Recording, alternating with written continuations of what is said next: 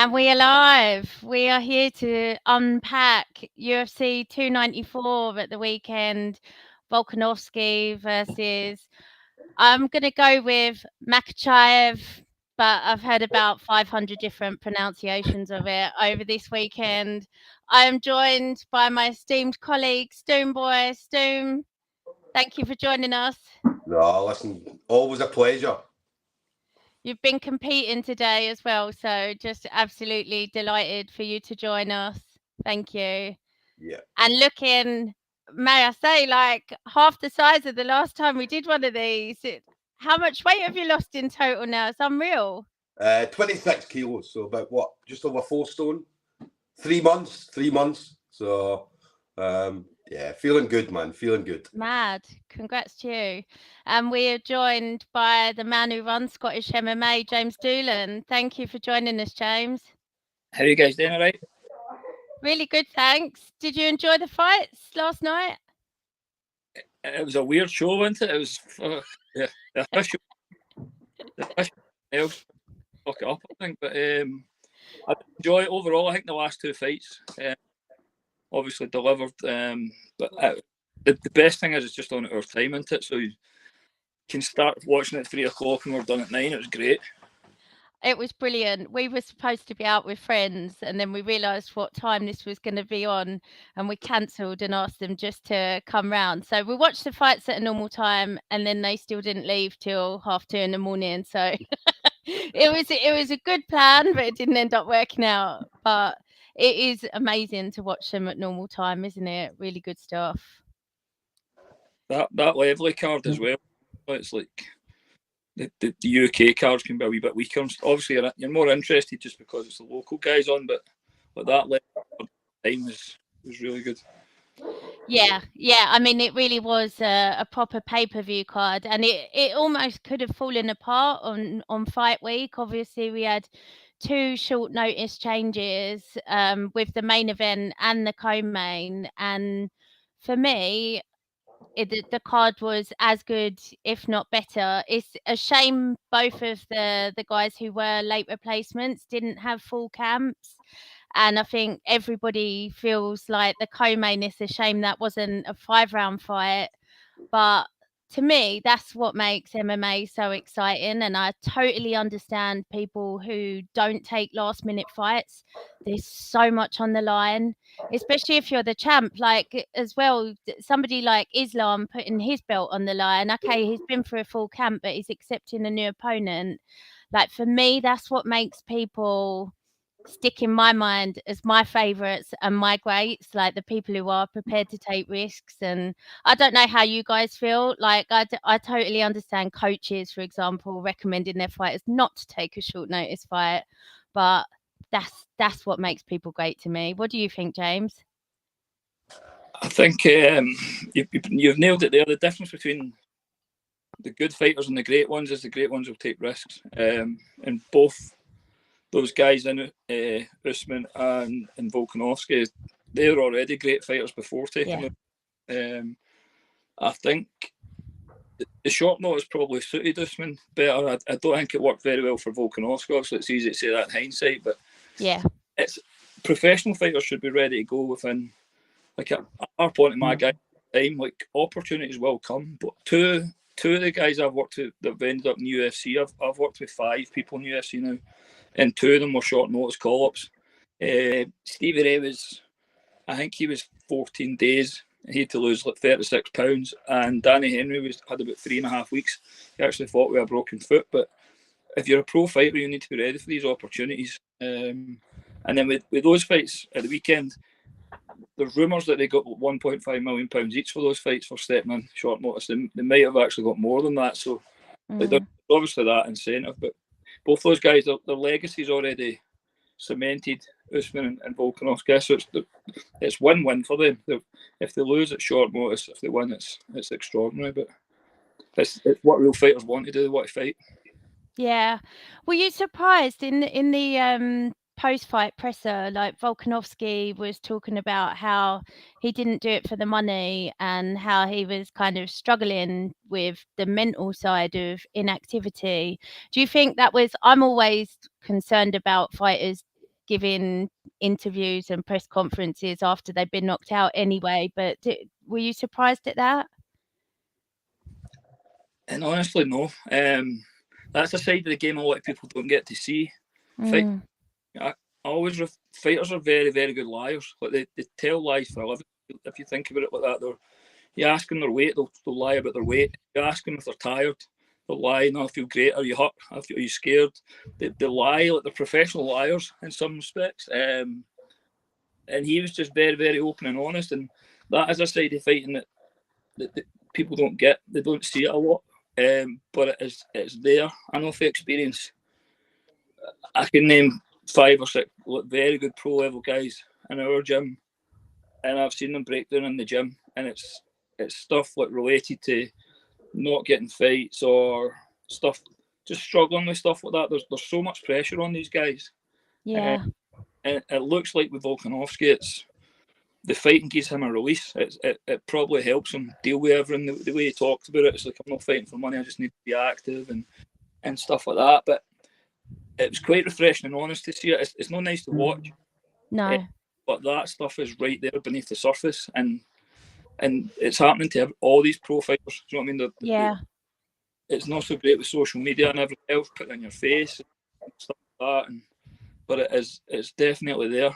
The mental side of the game is so much different to the physical side. Like, these guys are all physical specimens and stuff, but the mental side of the game is much, much harder to deal with. And it's not everybody that understands it. I like to see people like him talking out about it, like such a revered champ that other fighters probably look up to, and hopefully there's people watching thinking, oh, if he feels like that, then it's normal. As normal as anything in this sport can be, right, Stu? Yeah, no, definitely. I mean, as I said, it's as James said, it's it's a thing that not a lot of people talk about. I know that people are more and more now are coming out and are talking about mental health and stuff like that. But as a fighter, I mean, do you know what I mean? They're going through a lot leading up to fights. Do you know what I mean? They've got weight cuts they're worrying about. They're worried about their technique. They're worried about, some of them do full-time jobs. So they're out there doing a full-time job. Am I going to be okay going back to work on Monday or Tuesday or whenever I go back? Do you know what I mean? Am I going to be injured? If I lose this fight, am I going to be cut?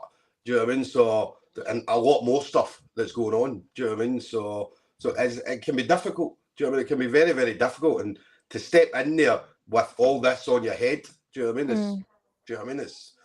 It's got to be a lot of pressure. Do you know what I mean? So, but Volkanovski coming out, do you know what I mean? One of the guys who's the top of the sport, do you know what I mean? Coming out and he's talking about it. So, do you know what I mean? You had Paddy Pimblett was talking about mental health and so on as well. So, and a few other fighters have came out and spoke about it. So, yeah, it's good that somebody is standing up and talking about this stuff. So, yeah.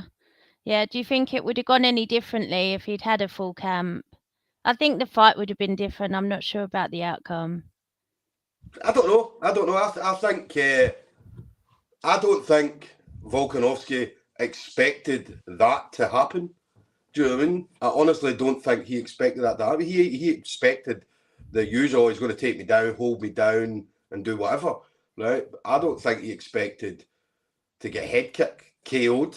Do you know what I mean? So, I don't know. Do you know what I mean? Possibly, maybe a little bit different. They might have worked some other stuff. Do you know what I mean? But in that short period of time, what was it, 11 days? To be able to then prepare for a title fight against, again, one of the guys are talking about pound for pound, best in the world, as they always do. But do you know what I mean? Would they have prepared any different? I don't know. What do you think, James? I'm not sure it would have been different if he had a full camp. There's a couple reasons for it. The first is the 10 days notice. All he's done is made weight. Like he came out and said he had to shift at 30 pounds or something. He's not prepared. He's basically had whatever information he gathered for the previous fight and thought he could maybe adapt on that on the night. He's a smart fighter. Like we always talk about him adapting through those Holloway fights where the 3 fights, the first one was close. the two of them made adjustments, and Volkanovski was more dominant in the second one, and then the third one he was more dominant again. So you can see the information he's took for the previous fights, they've used it smartly in their camps, and I think that if he had the full camp, they would have had time to do some stuff with that data. I think at the same time, Islam was having success with kicks in the first fight, and he's just went in and thought, I'll just go back to that early. And what is the finish was spectacular, but what he's done is very basic. It's an open stance scenario where southpaw versus unorthodox. The first techniques we usually teach southpaws in our gyms, the backhand and the back leg stuff, throwing them doubles and pairing off the two. And then the first defences we teach our guys for fighting against southpaws is to deal with the backhand and the back leg, circling away for that side, keeping the foot position or whatever. And Volkanovski's not adapted to it at all. He's just went out, and I don't know what he was thinking his game plan was going to be or something, but I think it would have been completely different if he had what 10 to 12 weeks, and then it would have been a different outcome. It might have still got knocked out, and he might have still got kicked all over the place, but I definitely think he's the type of guy that you've seen him go into fights and you know he's trained certain things for certain opponents. He's quite a smart fighter for a smart team, so they've had no time to prep that. So they went into to fight the version of Islam they had a couple of months ago, and he's probably moved on for that fight, and it kind of showed there. So I think, as much as you admire him for taking the fight in the 10 days and stuff, but the full camp, he'd do better. I think the chance of maybe seeing that fight ever again is gone, just because of it. Yeah, I think that was his heartbreak afterwards as well. It seemed to be like he acknowledged that in the post-fight presser. The chance of him fighting Islam again is, really, really minimal. And I think he just wishes that he'd, had a better shot at writing that. So, yeah, God, I really feel for him, because he wanted to put on a better showing. Everything that came through afterwards was just, you could tell he was just really frustrated with himself and maybe doubting that decision to even give it a go. But like a lot of people are talking about Volk, what do you think this says about Islam? Does it tell us anything that we didn't know? How good do you think he is, James? He's still just beat a short notice featherweight. I still want to see him fight. I would have preferred. I had Mateusz Gamrot there as a backup fighter. I would have preferred that fight, to be honest. And I still want to see him fight guys like Gamrot or Dariush and Gaethje, obviously, and see if we start talking about him as being an all-time great. He'll need to run that. I think his two biggest wins so far is Charles Oliveira, who can be hot and cold. He was on a great winning streak there, and then the two wins over Volkanovski, who's moved up a weight class. One of them short notice, but he done everything he needed to do. Like he took a fight against arguably if it's one and two pound for pound best two in the world gone at it. He's just wiped out. He's just completely wiped him out. But the stories you hear about him's built this kind of urban legend about him, this mythological guy coming out of Dagestan and stuff, and you need a wee bit more proof just to see if he is that kind of legend. Start talking about him in the same kind of breath as like GSP and stuff like that. Yeah, no, I totally agree. And I would like a new challenger for him next as well. I'd really like to see him against Gamrot would be a brilliant fight, but Gaethje, the Oliveira fight, do you think that's gone now, Stoom, or do you think that we'll see that one remade? I think it will. I think we will see it. Oliveira wants it.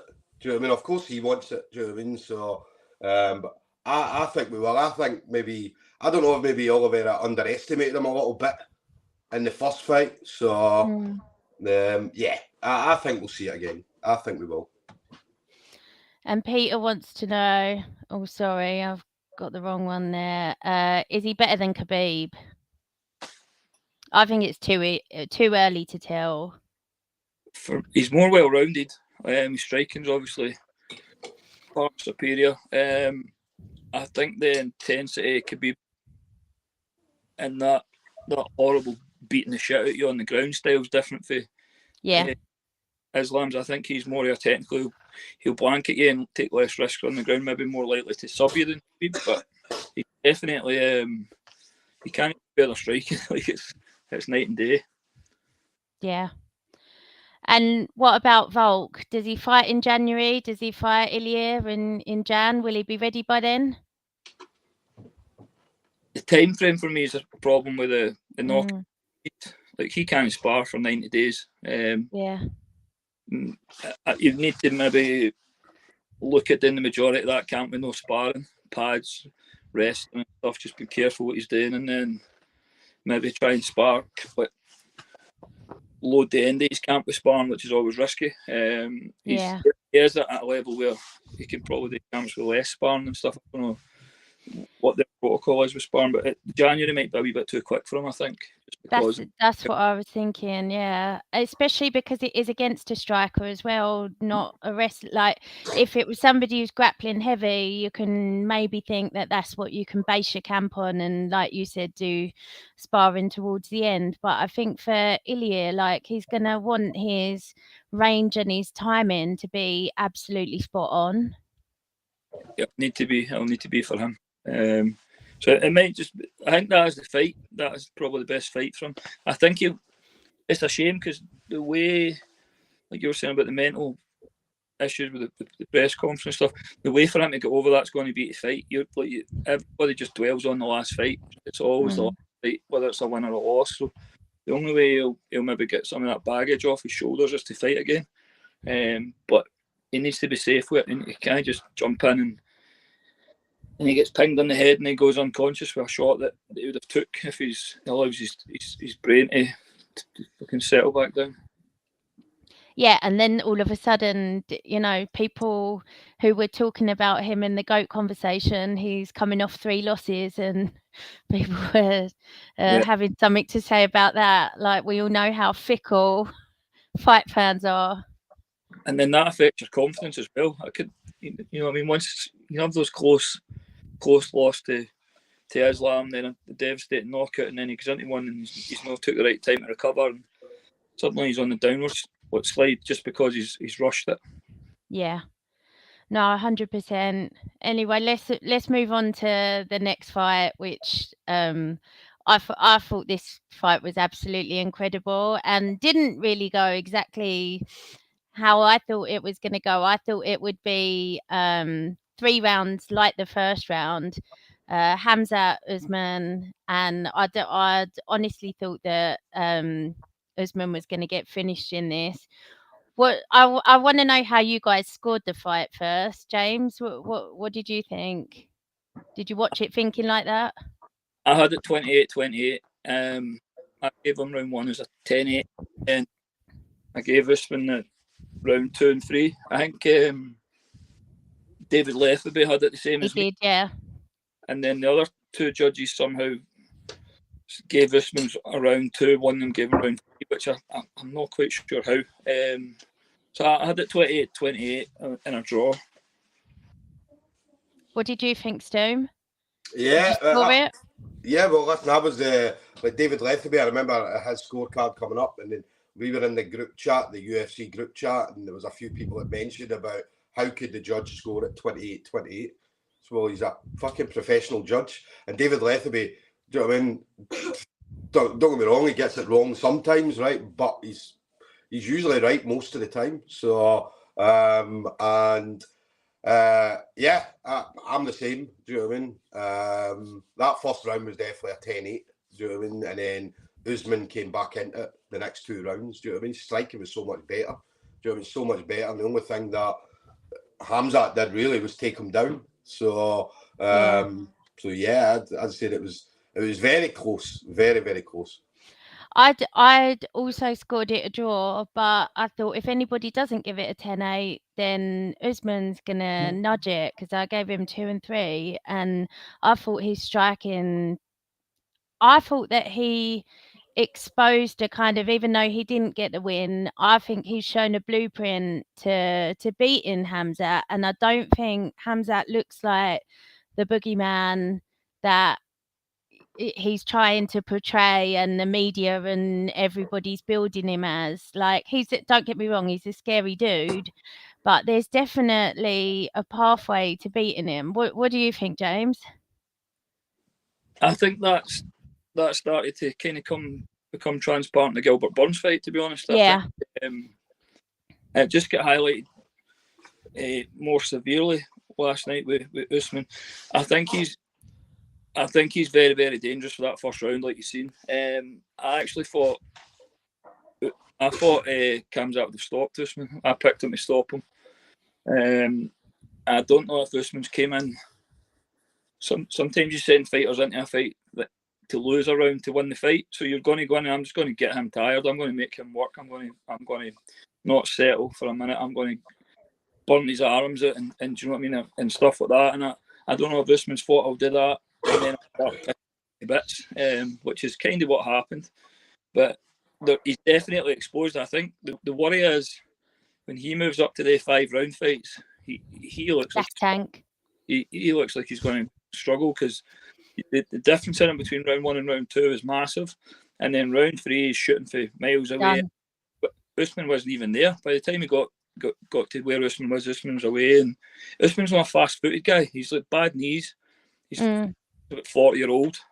He's like fucking had 10 days to train, and he's just come out. And if that's Leon Edwards or something, Khamzat's getting bodied and probably getting beat. Or some other middleweights. Like I think Costa would have beat him last night. I think Costa would have took a down for the first round similar, and then still been there. Because you've seen him do that in 5-round fights before. I think Costa would have given him a bit more trouble. But Costa can gas over 5 rounds though as well, Connie. Like, I'm not sure how much action we would have seen in the championship rounds.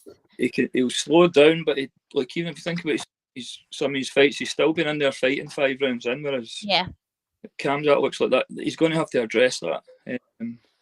That comes down to decision making. It's when to put his foot in the gas and when to pull back a wee bit. And he looks like that first round's like just no breaks in it. It's just fucking go. Yeah. And then, I think he's so used to finishing people in the first round that he's got no plan B. Like, he's used up all of his fuel. If he doesn't get the finish, he's then screwed. He doesn't look vicious with his strikes on the positions either. It's just getting to the back and the choke, obviously. I think the other thing that will come through that is eventually the guys will stop wrestling with him. And what you're seeing with Usman and stuff like that is that they're playing what you're doing what you're supposed to do and try and wrestle back up to your feet, on the ground. And at some point, he's going to face somebody who's going to be like, well, I'm going to do jiu-jitsu. Instead, they try to wrestle up. They're going to be happy playing off their back, maybe getting them tired, elbowing them in the head and stuff like that, like you've seen in some of the other fights. And that'll bring a different dynamic to the fight for him. Because guys that try to wrestle with him, it suits him because he'll out-wrestle just about everybody in that division. So there's some interesting stuff that's going to come for it. I'm a fan of his. I like watching him. I think it's exciting. I like the whole demeanour about him, and then you see the other side of him as well with the speech and stuff, and you're like, comes across as quite a cool guy. But I think he'll struggle with the top end of that division. Like, if I was preparing somebody to fight him, I would be like, I'm going to get a bit of shit kick in the first round, but fucking find a happy place. We'll talk during the rounds, and then we're going to start taking over for about 6 or 7 minutes. So do you think Usman wins that fight if it's over 5 rounds? The momentum was definitely with him, I think. Yeah, and it's a full camp as well. And that this is the guy that was, not expecting to fight, not done a full camp, and he looked like he had the better gas tank. And I did feel for Usman. He said something afterwards about this is his first time not in a 5-round fight for I don't know how many fights, and he just, he was too slow to start, and he's made his career being based off 5-round fights. So I guess that was an adjustment for him. It's a different game. The 5. So what is next for both of them? Did Khamzat do enough to win a title shot for you guys? What do you think? I think I would make the Costa fight. I don't know if Usman maybe goes back to welterweight and takes it for there, but I think Usman's on the way out anyway. I think he's like, you can see it physically. He's on the decline and stuff like that. And obviously, he's had quite open issues with his knees and shit like that for a while. But it just shows you how good the guy was in his prime, that he's still coming in there and causing problems like that for somebody in Khamzat who's probably not even reached his prime yet. He's not far off it, but it just shows you, like we talked about, these great fighters at the start. Like, that's a measure of his greatness. He's on the decline, and he's still causing world-class fighters who are just about in their prime so many problems. I know, that's one of the reasons I just think he's completely awesome for taking it. Stoom, what do you think's next for Khamzat? Well, I was laughing at Peter Knox's comment, just saying about Costa nearly got done in off a fan last night. So if anybody's seen the video, obviously it all kicked off in the crowd. So and Costa got quickly ushered away by security. Do you know what I mean? Because what did a fan? I think he jumped over everybody. Yeah. In fact, hit him, man. And it was like, okay. But yeah, Costa fight, definitely. Do you know what I mean? Costa wants it. Do you know what I mean? Khamzat obviously wants it as well. So everybody else is going to want to see it, right? So definitely. Usman, yeah, I said last night, if Usman lost last night, then chances are he would probably retire. Do you know what I mean? As James said, if he got paid £1.5 million, that's a decent payday. Do you know what I mean? And he's doing all the broadcasting stuff as well now. So they'll go down the DC route. Do you know what I mean? Do the Daniel Cormier and Michael Bisping stuff. So yeah, I think he might be on his way out. Or he might have maybe one or two more fights. He's called out Driscus, Duplessis. So I don't know. To me, like if this is one of his last fights, I don't know if that's the fight that I need to see. So who do you guys think Sean Strickland should be fighting next? If it's not Khamzat, then would it be Driscus? Go back to Driscus, or have you got another opponent in mind? I think Driscus. He's coming off the Whittaker win, isn't he? Yeah. He's a weird fighter. He's a weird fighter. I'm like ugly to watch and stuff like that, but you can't deny. I think that is the fight. I know Israel's had the Spaniards talking about taking some time off and stuff, so that spot's away. So I would go Costa versus Khamzat and Duplessis. What's his name? Driscus, Duplessis. So I think we can all butcher it together. Put him with Sean Strickland then, and that'll kind of sort of top end of the division. And Usman, anyone you'd send him back down to welterweight, or any? Back to welter and maybe take a step back in level of competition. Yeah. Give him somebody top 10 but no top 5 or something. You know, like the guy's fucking done everything he needs to do in the sport. You don't need to be feeding him to these absolute. Remember they were trying to match Nate Diaz with Khamzat. You're like, fucking hell. But, I know. I know they always try and build their future stars by giving them like a legend on the way down, but I would really like to see Usman fighting another legend, like, you know, somebody with a big name. I just don't need to see him really against another prospect and maybe go out on a loss, but there we go. We spoke at the beginning about this being a weird fight card, and there was a lot of weirdness. There was a lot of I mean, I don't know if it was language barriers, inexperience of like this level of competition, and maybe like such a high pressure situation. But yeah, the next fight was Ankalaev against Johnny Walker, and it was I guess, was it a shit show? It's probably the best description. Thoughts on the fight? Sometimes get some weirdness with Johnny Walker. James, I loved your comments last night, man. I was following you last night, watching your comments, and there was some good stuff, man. I was looking forward to that fight. I was like, I want to see this fight. Like, obviously, I'm aware of the two guys. I think Johnny Walker's been improving under John quite a bit, and this will be really interesting. That physicality and just madness versus this guy who does everything by the book, who's like this fucking robot. And then he's landed that punch and he faked being hooked to the guts, and I was like, oh, here we go. And then he tried to jump in knee, and then he did knee him on the ground. Walker looked absolutely fine. Like, when he got up, he looked fine. I don't know if he was playing for a wee bit of time by no answering straight away or whatever. But I've been to Yaz Island. I was in Fight Island with Danny Henry, and if some can ask me where I was, I would have been like, I have no idea. Is it the UAE? Is it Abu Dhabi? Where the fuck am I? The last thing I remember was getting on a plane in London.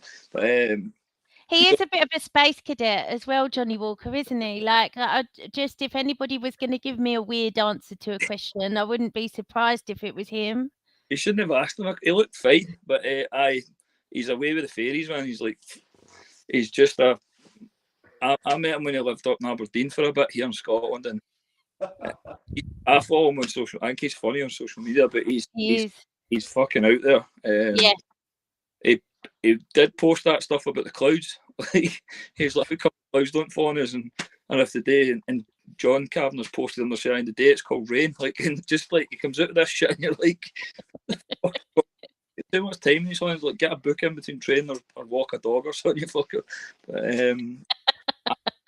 I thought he looked great to fight, and I think if Mark Goddard had been controlling that, different. I think the referee and doctor combinations fucked that. I actually thought the referee did like well, because he almost was saying to the doctor, like, so you're saying he can't continue? That's what you're saying. Yeah. Like, he gave him so many opportunities to I mean, maybe language barrier, maybe the fact that Walker's a space cadet and the doctor's not going to know that because he's not going to know individual fighters. I didn't blame the ref at all in that situation, but it definitely looked like he was fat. And then afterwards, obviously, all hell broke loose when he's shoving the ref and trying to carry on fighting without the rules. And then Dana's ended up in the cage. You could tell the shoving the ref thing's not cool, but he was absolutely fine. He was up for getting it going again. I think he was as confused as everybody watching that it get waved off. But that's what I think Mark Goddard would have just controlled the situation a wee bit better, maybe with the doctor. And but do you know what you're doing here? But it's a weird thing coming asking the guy a question. Like, it's a thing the day with people that get concussion. They usually ask you what city and what date is it and stuff like that. Do you know where you are? But you're normally at home, right? Like, if you go into A&E or a paramedic comes, you normally would know. Things backstage and stuff, but it was just if they asked anybody else in the world a question, it would have been all right, but it was just Johnny Walker. They asked him to do a backflip. Can you do a backflip, Johnny? The wolf popped one out and then it would have been game on, but like, he probably couldn't tell you where he is if you go around his house. Do you know what I mean? Like, I don't think the way to deal with him. And so what would you do next? Oh, would you run it back, or do you just move on from that fight? I think they'll rematch that. They'll have to, just because of the way it ended. I hope paid there's proper pay, because sometimes that somebody making a mistake like that's costing these guys half a purse, obviously. Dana did say they were going to be sorted out, which I hope meant that they were going to get paid. It's just the time. Like, so Walker's talking about running his title and stuff like that. He's not like mega young, so they ideally they'll need to get that fight maybe as soon as possible on another card, I think, within the next month or two. And John Kavanagh was quite vocal on social media. He was enraged that it was deemed an unintentional knee. Like, he thought, what else could it be? What are your thoughts on that? It did. The first time I seen it, I thought it maybe actually happened in the shoulder and come off his head, but his knee and the head on the ground. It was a weird happening all night at that show. Like, it happened in the Makhachev fight, and was it Nathaniel Wood as well? I think it's just they're just all fucking kneeing each other on the head. But if somebody knees you in the head on the ground the way he was down, then I don't know how they can deem that unintentional. it was different with the Tim Elliott Makhachev thing, where he was lifting him up, and Makhachev was they tell you not to do that with your hands. Play the game, yeah. If you're doing that with your hands, you're going to take the side of the guy throwing the knees. But Walker was doing on like his down, yeah. Butt was on his heel and what one knee was doing. So that has to be a no contest. That has to be a DQ. It has to be like, especially if the refs like or the doctors like he's not fit to continue. It's a weird thing. A no contest should be for an accidental thing, something like a clash of heads or something like that. Maybe a cut that's resulted as a clash of heads or something that's accidental. But it should have been a DQ. Weird fight, weird situation added to the tension and everything of the whole card. But the two fights before that, I'm going to be honest and say I've only seen the finishes on social media. But Aliskerov versus Alves, this was probably on paper, I thought, like maybe not the best match. It felt like normally the UFC is pretty good, and even if they want the home fighter to win, they're quite well matched. But this one did seem stacked in Aliskerov's favour, and it kind of played out that way. It's now a 3-fight losing streak for Alves, and don't know what will happen to him. What did you think of the fight? It wasn't a great fight. It was the placement on the card was a bit weird. Putting that in the main card above. I know they like a big fight as the last prelim, so that explains Tim Elliott and Makhachev. But yeah, I don't know why it was there when the big thing I had with that was the hype that's around that Shara Magomed guy, and they put him on first. Yeah. And then you also had Nathaniel Woods, who never has a boring fight, on third. That fight went how they. Sometimes they match their fights and they know how it's going to go. Like it's by design sometimes, and it done exactly what whoever matched it for. It's got that guy a win, the other guy's lost. Yeah, I think they wanted to hype the crowd maybe for the rest of the card, but yeah, I wasn't that into that one. And then we also had Said Nurmagomedov getting his guillotine choke in the first round. Again, it felt maybe that's what they were hoping for. What did you think? Pretty much the same, and it's just like you do get in the UK shows sometimes that getting a not an easy fight, but it's not as competitive as some of the other ones. And I think that's they fire that on the main card and it gets the party started, doesn't it? It's like a lot type of thing. He looks like a talent, but he's obviously a very good fighter. And they're building him slow and stuff like that, developing him. But again, it'll only be a matter of time before he starts getting better opponents, you think? Yeah, absolutely. And then just a couple more. We're not going to go through the whole card, but just a few more fights that I wanted to talk about because we've got a special interest in Makhachev went 10-0 against Tim Elliott, arm triangle, round 3. I thought it was a round apiece going into that third round, and it was a pretty good fight. What did you guys think of that one? Yeah.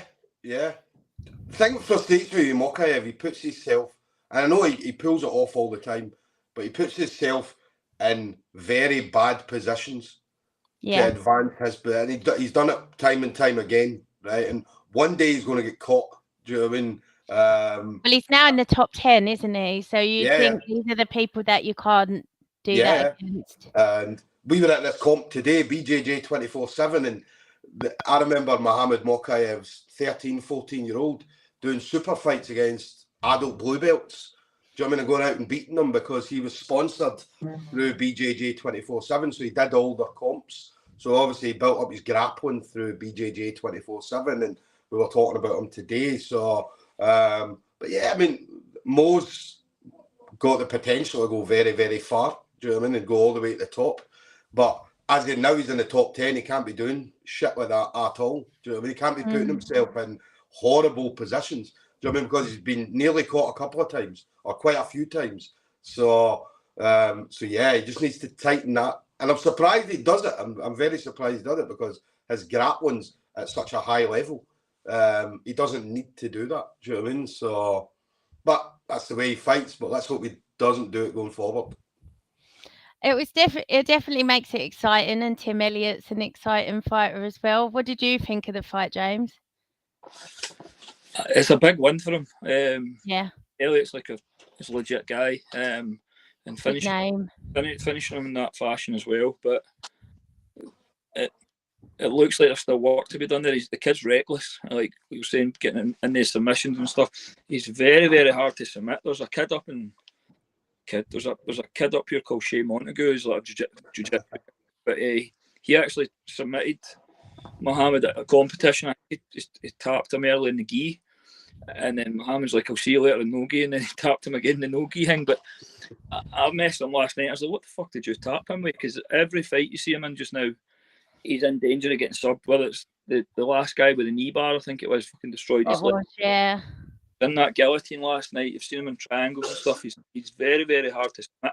I don't know if his mentality for fighting is different from what it was when he was grappling with Shea, but his wrestling is exceptional. Like, he's getting by on just that straight wrestling. You can see he's not comfortable striking. Move like a confident striker.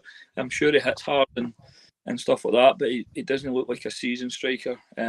Yeah. Wrestling stuff is dynamite. He needs to hit more on the ground because he's just blanketing guys still. And if he's no subbing them, there's a risk of him getting submitted himself. And if he's not banging them with big shots and stuff on the ground, he's going to end up going to decisions if he doesn't get the subs. And now that he is in the top 10, there'll be guys in there that can maybe capitalise with the submissions. They will finish them if they get a sniff at them. There'll be guys in there that can maybe shut that wrestling down.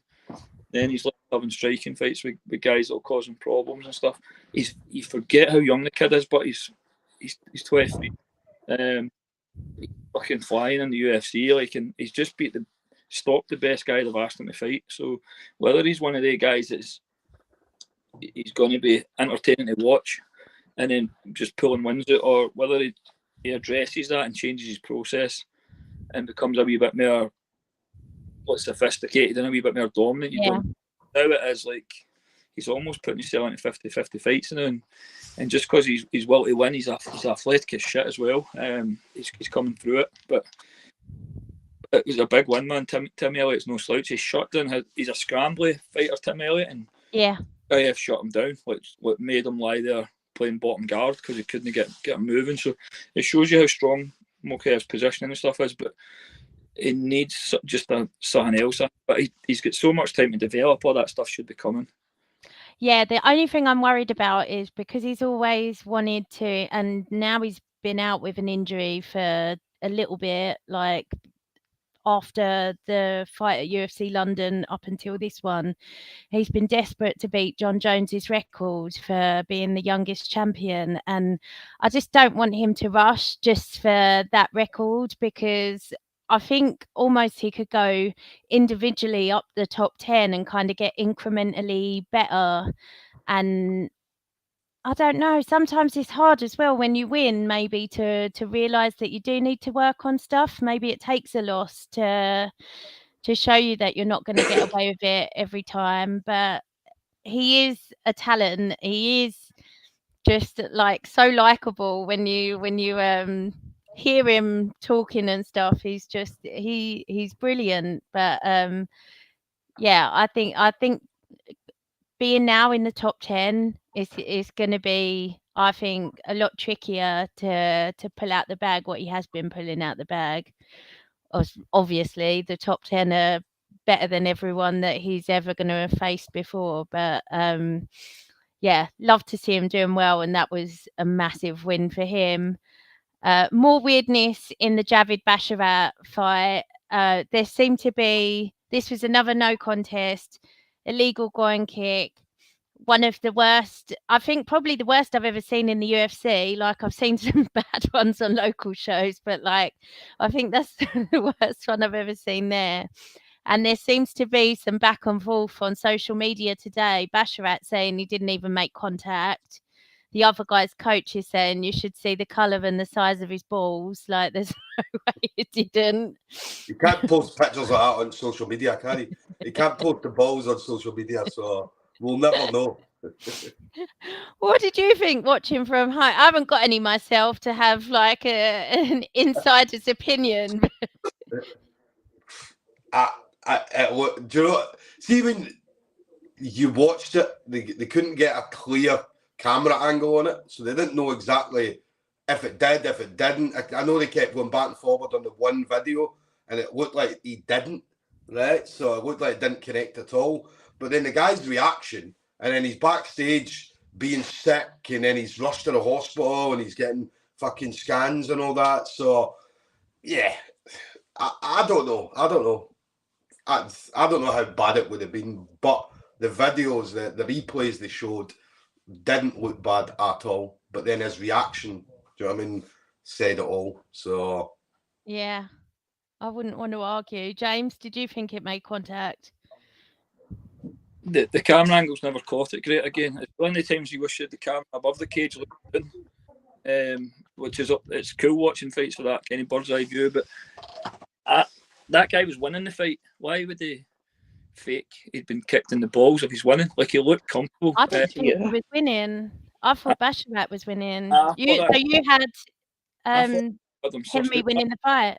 He looked comfortable. He looked like he was just getting a read on his timing and the kicks and stuff. And Basharat wasn't doing much. He was moving back and kicking and not much more. But I don't think that guy.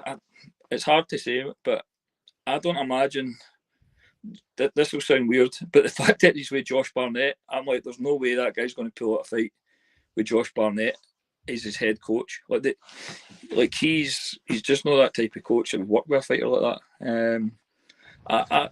It must have hurt him. It must have hurt him just for that reaction. Otherwise, he's put on like an Oscar-winning act in the cage, then continued it backstage, thrown up. Then they're posting pictures of him on his way to the hospital and stuff like that. Well, the doctors would have looked at that, and if his balls are not looking right, they'll send him to hospital. But if they look all right, they're not going to take him to hospital. They're like fucking taking it. But something's obviously happened. But I've had one incident with that, and it was Stevie McIntosh on top getting kneed in the balls off this wee Polish guy who's now at KSW, and actually ruptured one of them, right? So like, I thought, Stevie, you've just been kneed in the balls, like, take the 5 minutes. And then we would get backstage, and he took the show finished at 12 o'clock. We were still in the place backstage about 1:30 in the morning with him lying there with this big massive ball that was bright purple. He's got pictures of that, but I don't know if something like that's happened. But like, he was in extreme pain, like for days. So I don't know. I remember Ashley Grimshaw at Bama. I think it was Tom Dukenwat. Like, that was, I think that was only 20 seconds into the fight or something, and just like, yeah, if it happens and it is that bad, like, it doesn't matter how tough you are, if that lands like that the way it can land. Sometimes you can take them flush in the nuts and it's fine, and then other times you get hit with a wee flick and you're like, Jesus, I'm going to be sick. But the way the guy reacted, I don't think there's no many professional fighters would carry that act on. It's not like he was getting a shit kick, and let's say it was a close fight, yeah, and it was still early. It'd be different if he was getting done in for 2 rounds and then get like a legal and just took an out. He's like, oh, fuck this, I'm losing anyway. But I think he was still confident he was going to win that fight, and it must have affected the guy, because somebody would have noticed it backstage, like. And if it was me and my guy was faking, I wouldn't defend him the way Josh Barnett's defending him. Like, he's been sick, we're in the hospital, blah, blah, blah. I'd have just been like, he's fucking faking it. This maybe no be for you. Like, he's gave you an out and you've took it. Find a different sport. But also we've seen people, whatever it is, like, who think that they can carry on after illegal shots, whether it's to the back of the head or whatever, and it does change the outcome of the fight, or you don't. It could have changed the outcome of the fight. It changed the momentum or whatever. And Nathaniel Wood was the other fight that I wanted to talk about against Naimov. Like, he was the big favourite going into that. There just seemed to be foul after foul in that one. There was the absolutely egregious fence grab that would have led to a change of position. There were the 2 nut shots that looked brutal. I'm sure there was a knee to Nathaniel when he was on the ground as well, like knee to the head. Like it just seemed really just really like he was pulling out all the dirty tricks. I don't know whether it's on purpose or not, but he dragged him into like a bit of a dirty fight, really. Do you agree with me, James, or am I off the mark there? No, it was. That guy's got previous for that as well. I think they mentioned it in the broadcast about him being getting fouls and stuff like that. And I don't know if it was debut or his previous fight, but it looked like he was. Nathaniel Wood is one of my favourite fighters to watch. He's just clean. And it looked like that guy was struggling a wee bit with him, and that can be a strategy. I think I'll just foul him. We used to do it when I played football when we were kids. Like, certain teams would come, certain players, and the coach would be like kick him early. Like, do you know what I mean? Just put him off his game, fucking dace onto him, and used to just go and whack them. And that can sometimes happen if somebody's got momentum and you can foul just to cause like the momentum to shift. Like you said earlier, it is a real thing. And credit to Nathaniel Wood because he kept taking the momentum back. He would get fouled, and he'd come back, and stuff like that. Felt like the crowd were the crowd were booing Nathaniel for taking a few minutes, and he was like swearing at them, and I was thinking, oh, don't get emotional, like. Yeah, it was that environment was set up like for the away fighters to come in, and it could be quite hostile, I'd imagine, but it'll be interesting to see that guy again. Like if he's a dirty fighter in multiple fights, then have to do something about that. It's maybe you can kind of give him the benefit of the doubt once or twice, but if, like they mentioned it in the broadcast, he was dirty fouling in his previous fights. There's obviously something there. Do you know what I mean? But yeah, I went to the John Jones School of etiquette. You're not trying. It's a shame for Nathaniel though, because he was, 3 wins in a row at featherweight, and I know that he's been he's had not been as active as he wanted to be up until recently. So I know that he really wants to push on, and it's just a really tough one to take, I think, especially as you really could see that he could have got a result out of that fight, and it just didn't happen. There's nothing worse, and it's almost like somebody's took out your power. I bet he's done everything right in prep. He's turned up almost as the away fighter and looked in great shape, and so it's almost like the guys just gamed him a wee bit. And if he has done it on purpose, then he's obviously quite a smart fighter. But again, we gave him the benefit of the doubt. It might have just been the occasion got to the guy, and he's just reacted. I hope he's back soon. I want to see that Murphy fight. I'd like to see it. Hopefully, if he's back this year, whenever they go back to London, he's always fucking let him fight at home and have his home crowd and treatment he's just gave that other guy.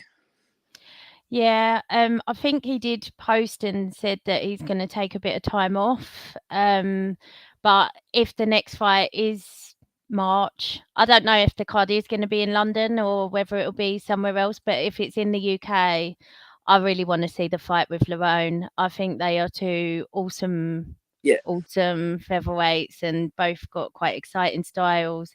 The Jack Shaw fight as well is always one for the future as well, and again a fight that I would want to see on a UK card. So, but yeah, like you say, Nathaniel's just got such an exciting style, and just he's someone, when his name's on the card, you're just looking forward to that fight, and he'd make you tune in early if he's on at the beginning. But I was surprised. That fight could easily have been on the main card, I think.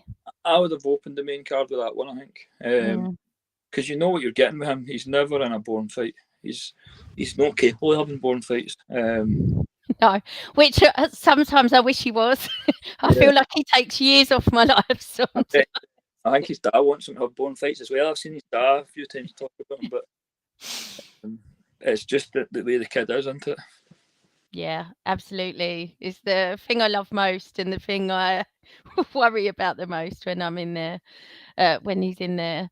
Stu, Peter said that he hopes that that's Diet Coke that you're drinking. Easy. Maybe he's filled it up. It's something else, and he's just filled it with that. I think we covered a lot of these other questions. Somebody asked what was the standout prelim bout for you guys? Other than the Phils, probably Nathaniel Wood still like it's competitive. Take the Phils. Prelims weren't great. The prelims weren't great. Like I said earlier, it was really average up until the last two. You had the weirdness with Johnny Walker, and then it just like if the last two fights had bombed that event, it would have been a disaster. It would have been, yeah. What was your favourite prelim fight, Doom? You're on mute, I think.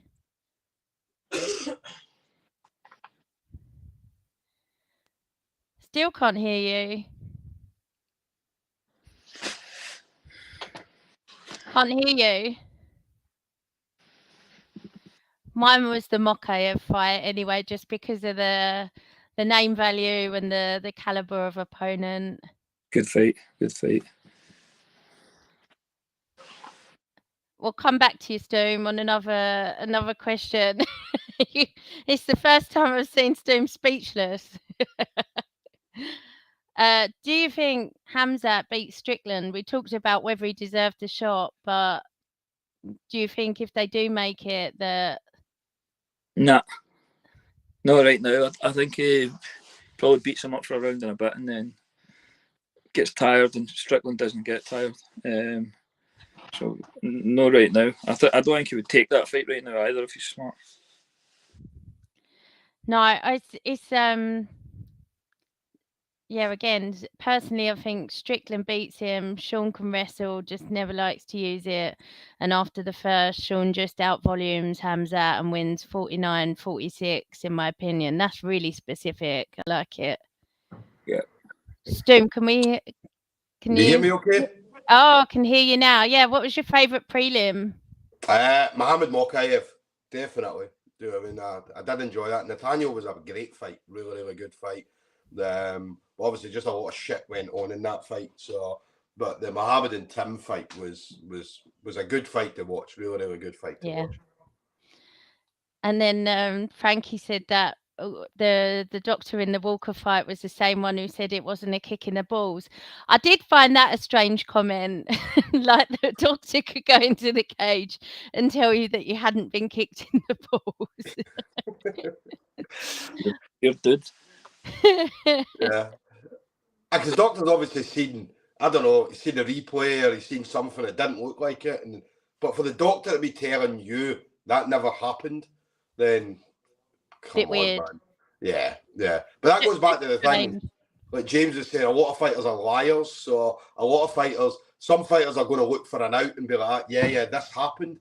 But other fighters can get, as I say, kicked square in the balls and be standing there like, I'm ready to go, knowing that they're still in pain, but they're never going to give up. Do you know what I mean? So, but yeah, the doctor was bizarre. Very bizarre. I don't think that's the doctor's job, though, to tell you whether you've been kicked in the balls or not. The doctor's job is to find out whether you can continue.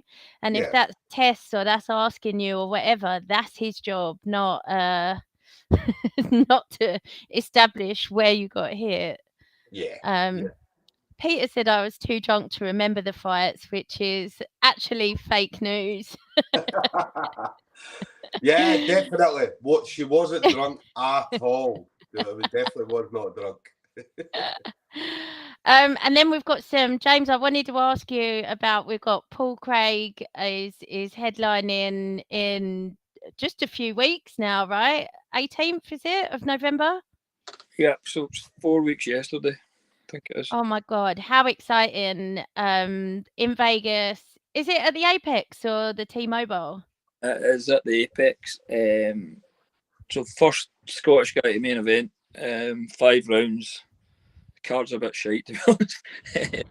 But it's one of those Apex ones. It was the Apex ones. I can't mind who's on it, but so it's 4 weeks yesterday, I think, because we sparred 6 rounds on Friday.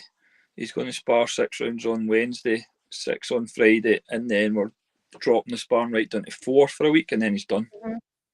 So 4 4 weeks. He looks great at middleweight. When he was on the scales, I couldn't believe. I expected him to look kind of drawn, or like his physique look like noticeably smaller, and he looked great. He weighed the exact same weight on the night of the fight as he did for all his light heavyweight fights. Wow. So obviously the first fight I done with him was the Walker fight. He's weighed in at 93, and the night of the fight he was 97. So Johnny Walker. And what was Walker? Do you know? 210, 110. So he's went up big. You could see the difference with him. But so Paul's weighed in at middleweight there and came back in just under 97 kilos, which is where he should have been for a while, to be honest. He's working with a nutritionalist guy called Lee for Boxing Science in Sheffield. He's absolutely unbelievable, this guy. We have conference calls and stuff with the nutritionist, the strength conditioning coach, and myself and Paul on it. Every couple of weeks, I met Lee when we were in London.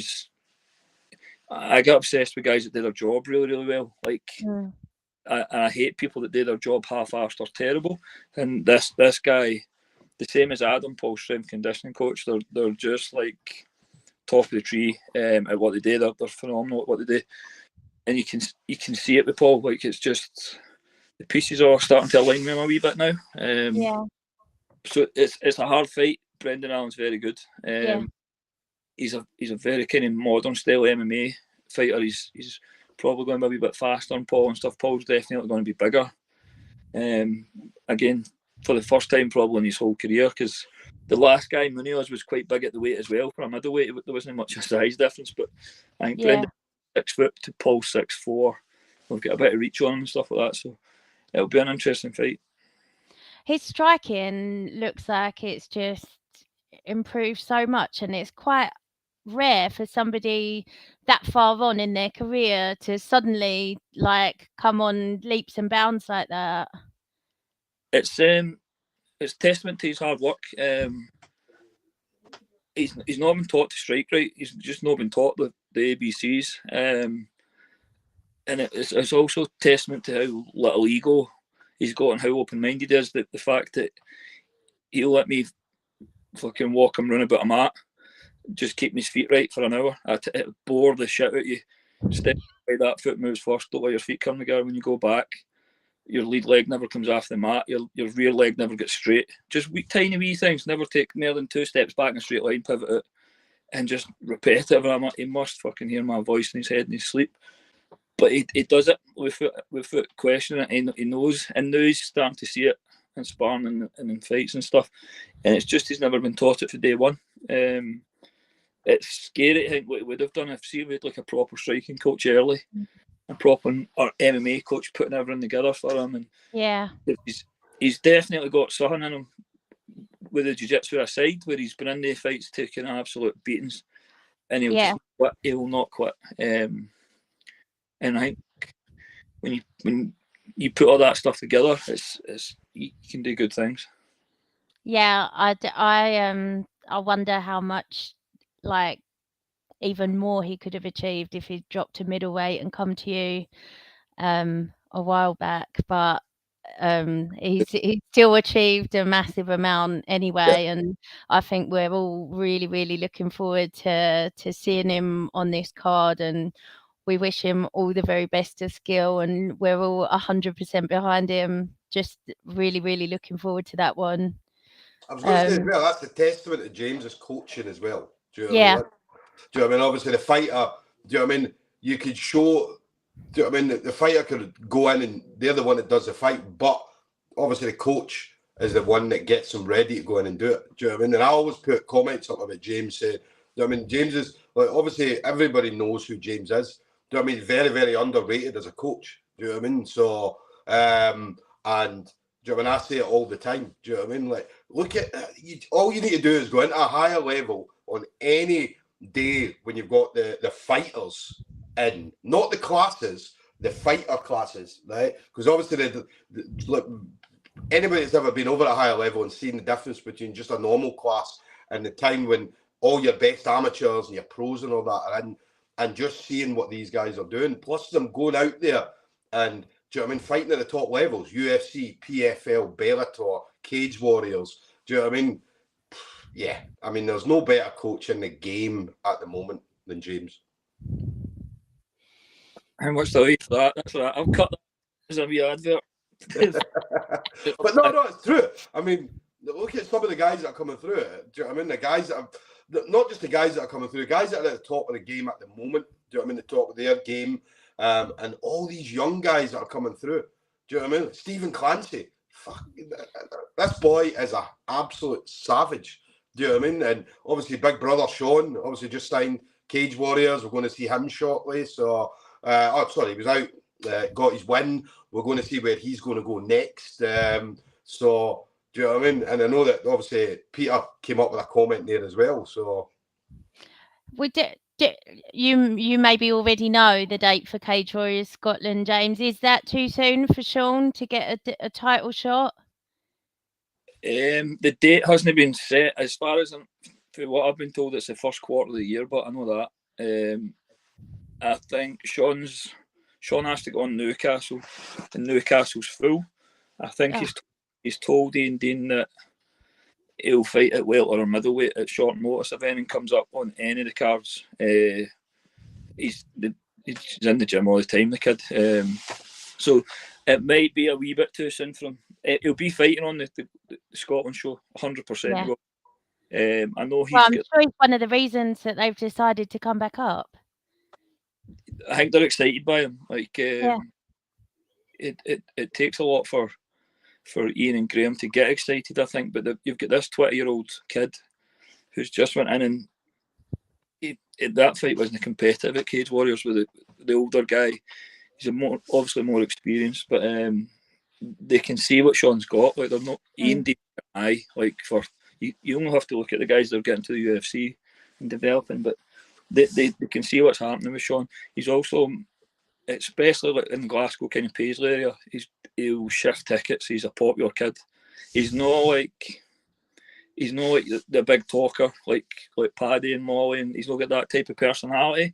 He's quite mild spoken, talking about God and stuff all the time. And then when he gets in there, he's violent. So it'll be exciting to see what happens with him. He will get that belt. He said to me he'll get that belt because I've had flyweight, bantam feather, and lightweight belts at Cage Warriors. So he's like, I'll get you the welterweight one.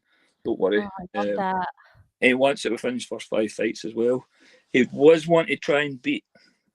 I was talking about ages of champions the other day. So I think Brett Johns was the youngest champion I fought, but it turns out Paul McVeigh was the youngest champion. So he can't beat that because he was 20.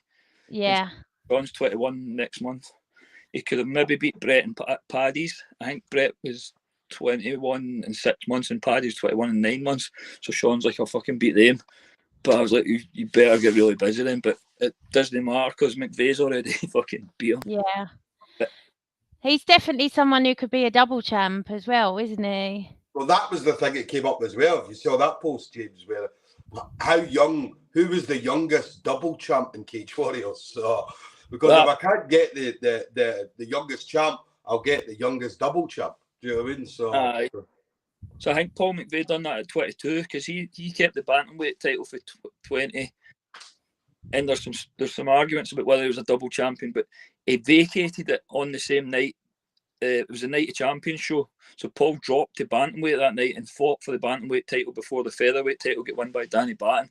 So on a technicality, he still was the champion until Danny Batten won the belt. But he'll get the welterweight belt, and then we'll see what happens. And he'll be the youngest Scottish guy to get into UFC. And then between him and Mark Ewan and Dylan and Stephen and stuff like that, they should all hopefully go on and surpass what the Scottish guys have done in the UFC so far, which is what we're looking for. Yeah. Amazing. And you talked about people selling tickets. I mean, Sean Clancy, early in his amateur, was taking busfuls of people. Now we're talking about not just selling 5 or 10 tickets. I mean, they were turning up in fucking buses to go and watch this kid.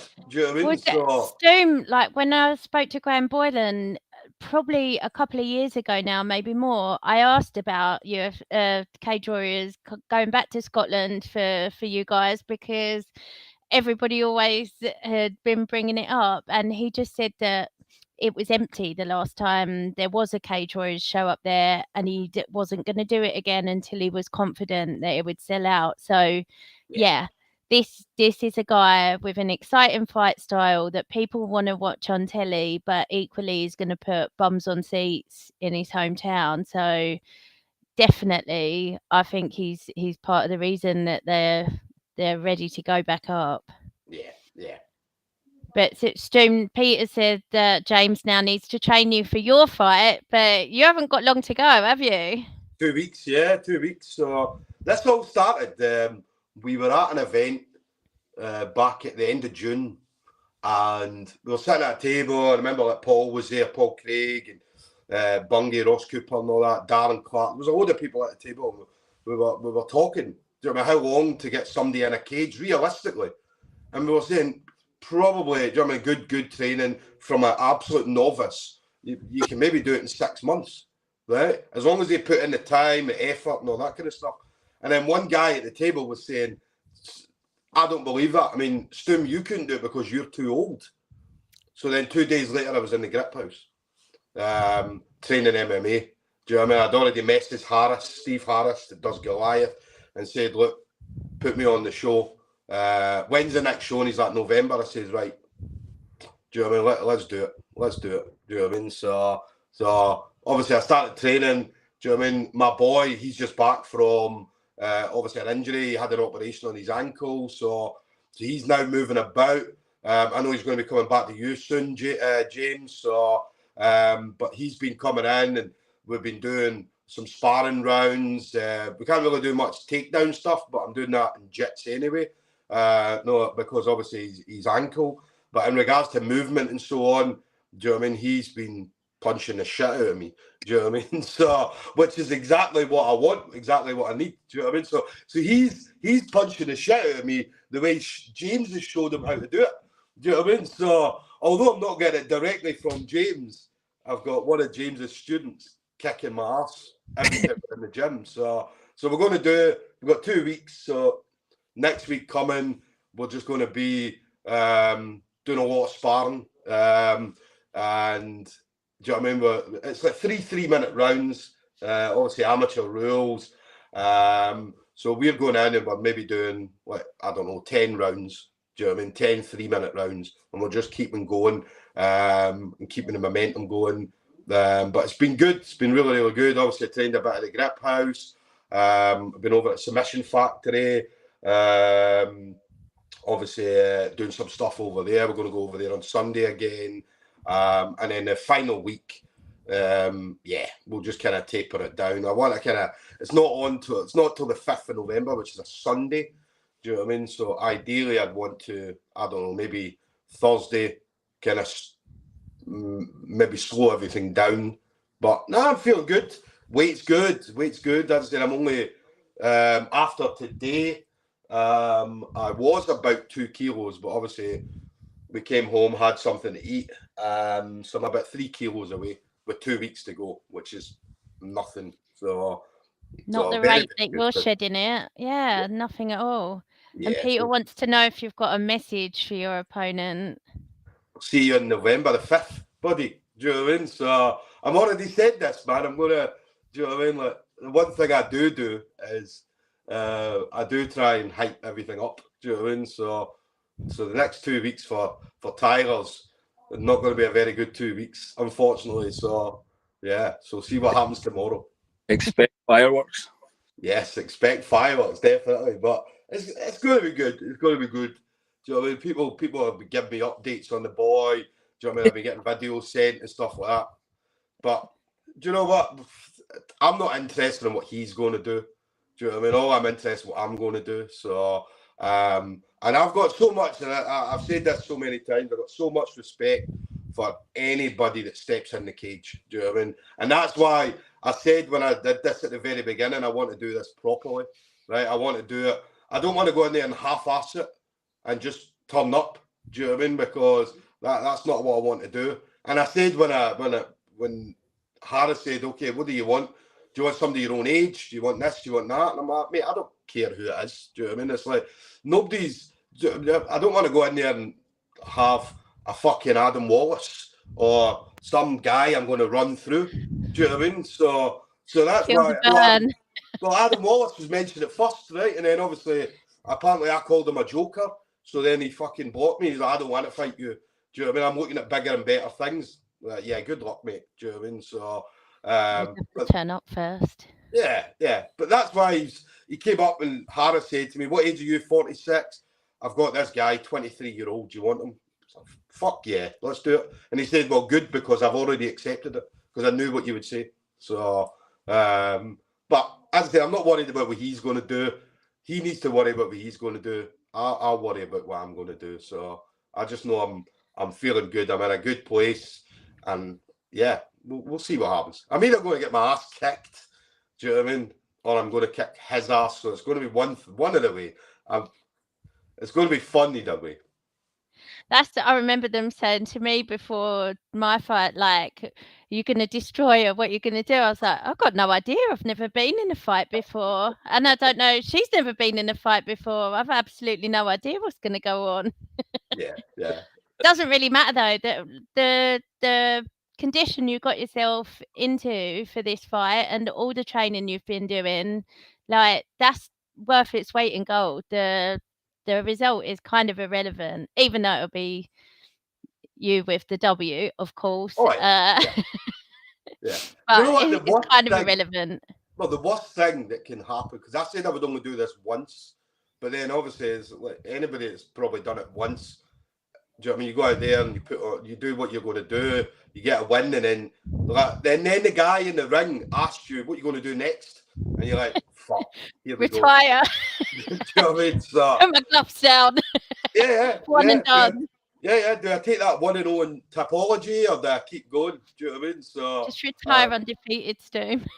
But I have had. There's been a few people had messaged me, a few different people saying, "Look, if you want to do something early next year, then let us know." Do you know what I mean? But we'll see what happens.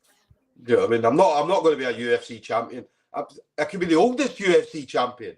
Do you know what I mean? I could go for that record.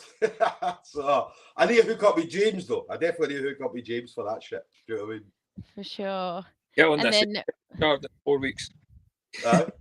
Open that Apex card in 4 weeks. There's worse than you on this. Peter said he can still hear the sound of Stevie Mop's nut shot on top. It gives him nightmares.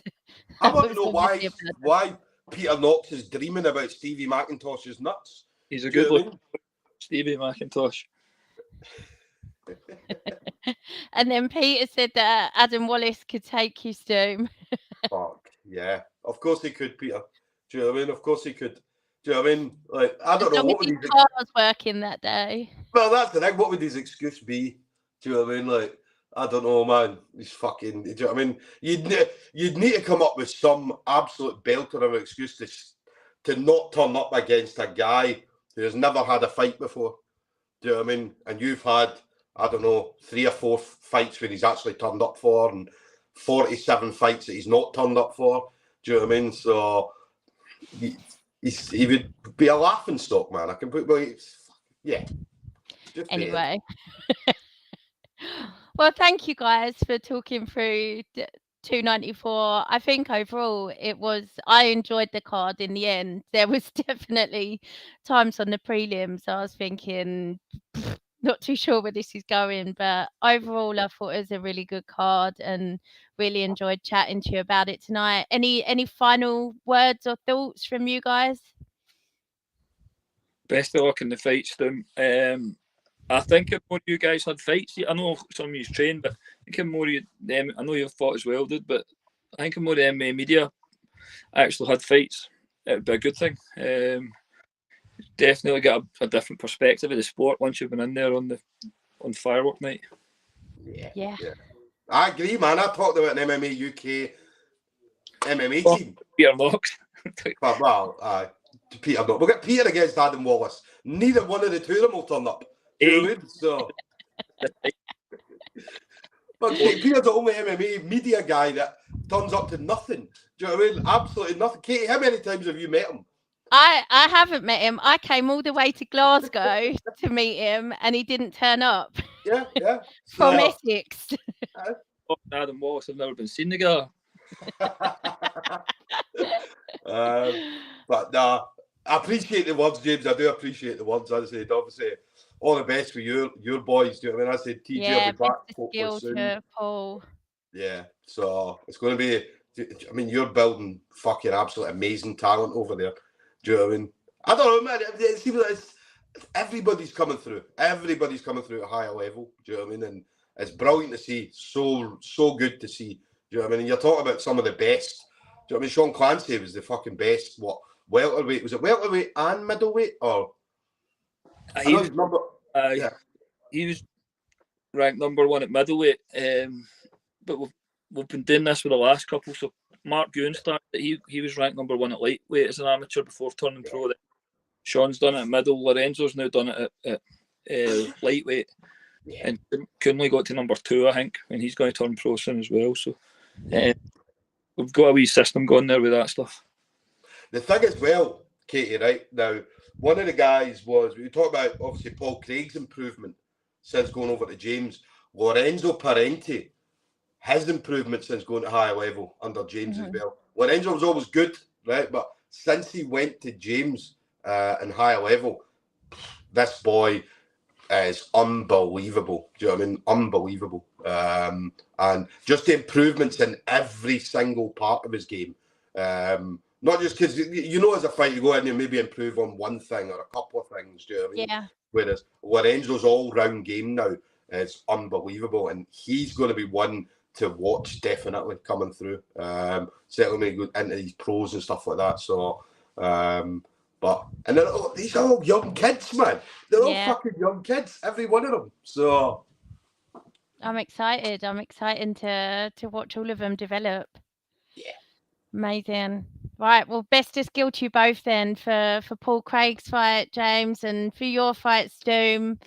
I will be watching both with bated breath. Can't wait. Thank you so much for your time. Take care. Appreciate it. Thank you.